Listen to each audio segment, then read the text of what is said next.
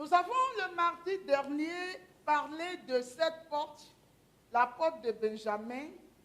Et la révélation que nous avons eue par rapport à cette porte était que Benjamin était le dernier des fils de Jacob.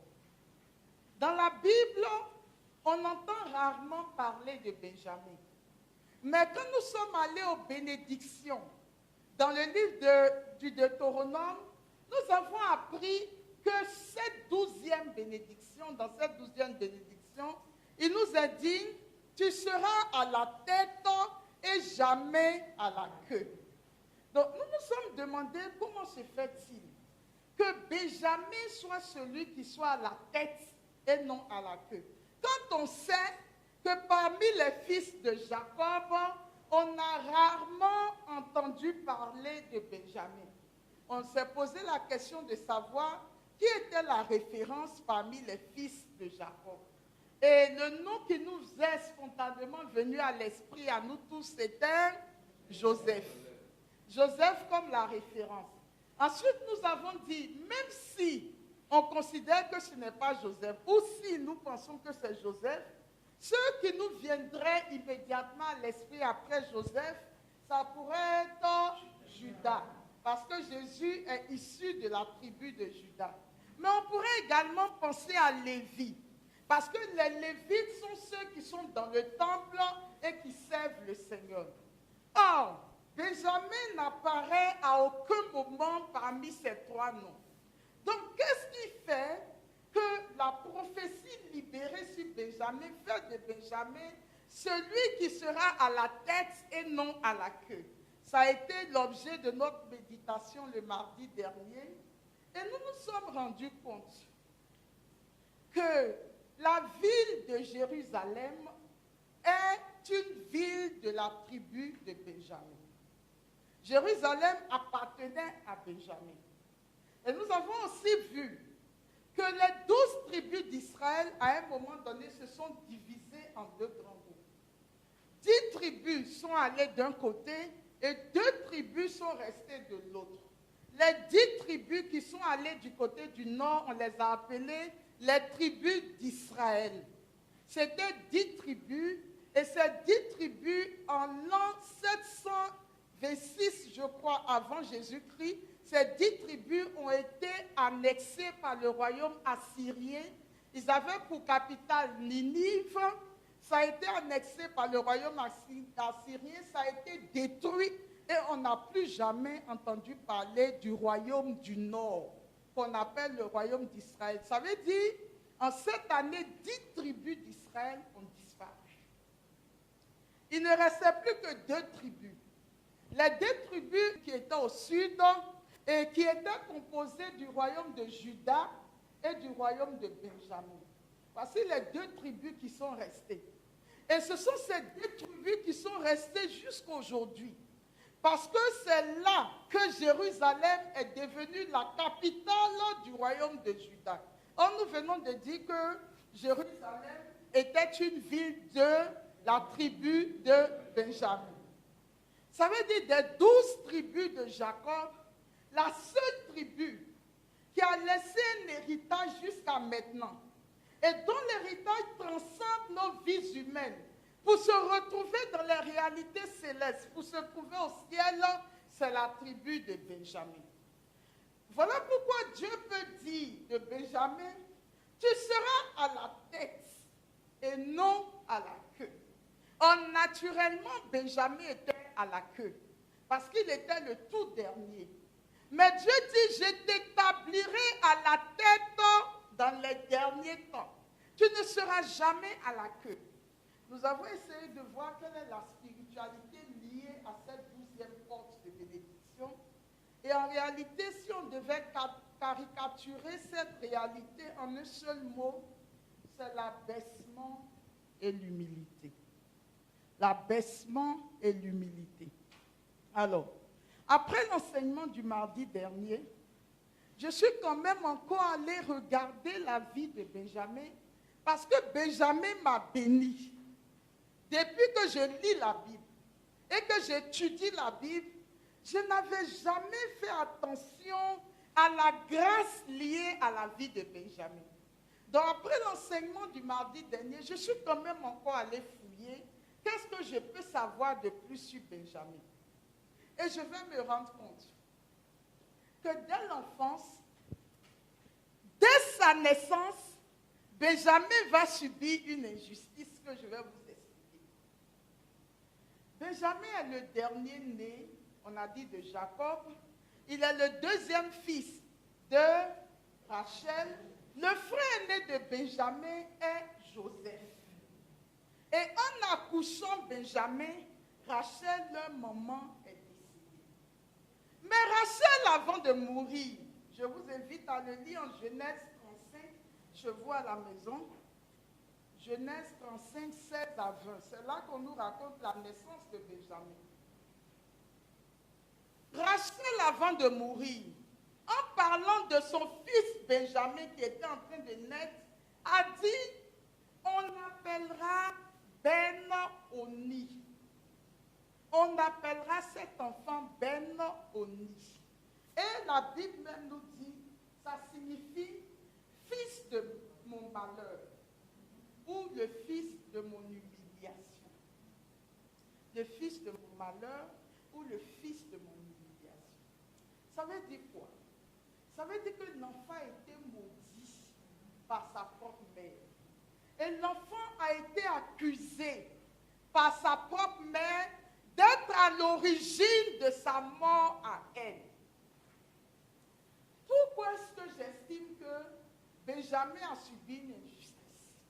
Parce que dans le livre de la Genèse, toujours, Genèse 31, on nous raconte l'histoire de Jacob qui travaillait chez son beau-père Laban. Et Laban n'avait que des filles, Léa et Rachel. Jacob vient, il dit à Laban qu'il veut épouser Rachel. Laban va tromper Jacob et lui donner Léa comme première épouse. Quand Jacob va se plaindre, Laban dit, il n'est pas permis dans ma culture que la seconde fille soit mariée pendant que son aîné n'est pas encore marié. Donc, tu as pris Léa comme épouse, si tu veux, tu peux aussi prendre Rachel. Donc, Jacob se retrouve avec deux femmes, les deux filles de Laban. Il travaille dur chez Laban jusqu'à finir par acquérir sa propre richesse. Plus tard, Laban fait des garçons. Or, vous savez qu'en Israël, ce sont les garçons qui héritent de leur père. D'accord? Donc, tout l'héritage que Laban a vont maintenant revenir à ses fils. Tant qu'il n'avait pas encore de fils, ça allait revenir à ses filles et à leurs enfants. Mais maintenant qu'il a des fils, c'est en vain que Jacob a travaillé pour Laban. L'héritage ira à ses fils. Et Rachel et sa sœur Léa et leurs enfants n'auront pas part à l'héritage de Laban. Mais il y a une loi qui dit, la personne qui possède les idoles, les dieux de la maison de son père, au moment où son père meurt, celui entre les mains de qui on trouve les idoles, c'est celui-là qui hérite des biens du père décédé. Vous m'avez bien compris? Laban adorait de faux dieux. Donc il avait ses idoles, il avait ses fétiches. Si Rachel et Rebecca quittaient la maison de leur père, les idoles restaient chez Laban, n'est-ce pas? Donc Laban pouvait donner à ses fils ou à l'un de ses fils, c'était son choix. Mais celui en tout cas qui allait avoir les idoles, au moment où Laban meurt, c'est lui l'héritier du père. Donc Rachel, sachant cela, et trouvant injuste que son mari ait travaillé pour son père pendant des années sans que elle et leurs enfants ne puissent hériter de ce que leur mari a fait pour leur père, elle a décidé d'aller voler les dieux de son père pour partir avec. De telle sorte que si demain Laban meurt, ses fils qui viennent de naître, qui n'ont rien vu dans tout le travail que leur mari, Jacob, a fourni pour leur père, que ce soit elle et Léa qui héritent de ce que Jacob a eu à faire pour Laban. C'est la raison pour laquelle Elle a volé les dieux de son père. Et qu'est-ce qu'elle va faire? Elle va mettre les dieux de son père en dessous du chameau, enfin sur le chameau, elle met quelque chose dessus et elle s'assoit dessus. Quand ils s'enfuient de la maison de Laban, Laban les poursuit, les rattrape à un niveau et fait des reproches à Jacob. Jacob, pourquoi tu t'enfuis de chez moi sans même me dire que tu t'en irais? Jacob répond, j'ai fait ça parce que je me suis dit, si je te dis, tu ne voudras pas et j'ai eu peur. Il dit, ok, je comprends que tu as eu peur. Mais qu'est-ce qui t'a amené à voler mes dieux et pour partir avec ces dieux? Et Jacob va dire, je n'ai jamais touché à tes dieux. Et je ne pense pas non plus que parmi ma famille, quelqu'un ait volé tes dieux. Mais si jamais tu trouves tes dieux parmi nous, que celui qui a volé les dieux n'ait pas la vie sauve et meurt. Mais Jacob ne savait pas que Rachel avait volé les dieux de son père. Donc, Laban vient, il fouille la tente de Jacob, il fouille la tente de Léa, il fouille la tente de Rachel, il fouille la tente des servantes et il ne retrouve pas ses dieux. Et Rachel dira à son père, Père, excuse-moi de ne pas pouvoir me lever parce que j'ai les menstrues des femmes. Mais en réalité, c'est parce qu'elle était assise sur les dieux de son père. Donc Laban fait tout, il ne retrouve pas ses dieux, il retourne chez lui. Mais un geste a été posé, des dieux ont été volés. Un autre geste a été posé, un mensonge a été dit. Un autre geste a été posé, une malédiction liée à l'acte a été prononcée. Rachel a mis les dieux de son père entre ses cuisses, sur lesquels elle s'est assise. C'est par ce même chemin que viendra la mort. Le jour de son accouchement, c'est par ses cuisses, l'intérieur de ses cuisses, que la mort viendra. Parce que c'est à ce niveau que la malédiction a été prononcée. La malédiction est allée se localiser là où il y a les dieux. C'est par ce même chemin que la mort viendra, puisque une malédiction de mort a été prononcée sur Rachel pour avoir volé ses dieux. La petite parenthèse ici, le lieu de ton péché deviendra le lieu de ta mort. Là où le péché s'installe en toi, c'est par là que viendra la mort. La mort empruntera le même chemin que le péché a emprunté pour venir en toi. Je referme la parenthèse. Donc, Benjamin qui naît est un innocent. Il est victime du péché de sa mère, le péché de vol, le péché de mensonge. Il est aussi victime du péché de son père, de la malédiction qui a été prononcée sans que son père n'ait vérifié si c'était possible ou pas. Donc Benjamin n'a rien fait dans la mort de sa mère. Il n'est que, comment on va dire, l'instrument. Il n'est que le prétexte par lequel le diable est passé pour réclamer justice auprès de Dieu pour ce qui a été fait. Mais pourtant, Rachel, quand elle meurt, ne se souvient pas du péché qu'elle a eu à faire et qui aujourd'hui l'a conduit à la mort. Elle va déposer sur la vie de ce nouveau-né les conséquences des actes qu'elle-même a posés et elle va nommer l'enfant de mon mal ou l'enfant de mon humiliation. Et elle va l'appeler Ben-Oni. Et vous vous souvenez que ce n'est pas quelque chose qui est nouveau pour nous. On peut aller pécher, on rentre dans des situations compromettantes, on va sortir les maris des gens. Quand on attrape une grossesse, c'est la faute de l'enfant. Pourquoi est-ce que je voulais m'amuser et que toi tu es venu? Et c'est comme ça qu'il y a des hommes dans les foyers, quand ça ne va pas avec la femme, ce sont les enfants qui payent. Les femmes, quand ça ne va pas avec le monsieur, ce sont les enfants qui payent. C'est-à-dire ce sont les vies innocentes qui payent. Donc Benjamin est dans la situation, il est le dernier. Il est dans une situation d'injustice, de rejet, d'accusation. c'est lui qui est à l'origine du malheur de sa mère. Et donc, dans la famille, Benjamin sera considéré comme l'enfant de malheur, le mauvais, celui par qui la mort est arrivée. D'accord? Mais, que va faire Benjamin? Et ça aussi, je l'ai découvert en continuant à méditer sur la vie de Benjamin. Quand Benjamin va se mettre ensemble avec Judas, Benjamin va accepter que le groupe qu'il forme à deux s'appelle la tribu de Judas. Ça veut dire qu'il accepte que son nom soit noyé par son frère.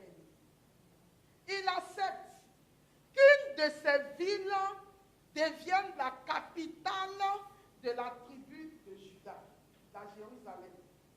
Donc il va même se départir de sa ville, l'une de ses villes les plus prestigieuses, pour que le nom de la tribu soit en haut. Jusqu'au bout, Benjamin s'est abaissé et s'est humilié. Jusqu'au bout.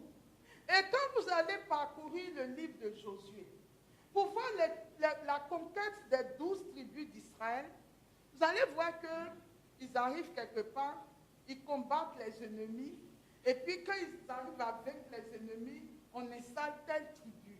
On continue. Mais ce qui s'est passé, c'est que chaque fois qu'ils combattaient un ennemi, qui remportait les victoires, on installait une tribu, et cette tribu déjà installée ne voulait pas aller se battre, continuer à se battre avec les autres, pour que les territoires aussi des autres soient libérés et qu'eux aussi s'installent. Quand les gens s'installent, ils s'en foutent de leurs frères, ils sont installés, les autres doivent aller se débrouiller.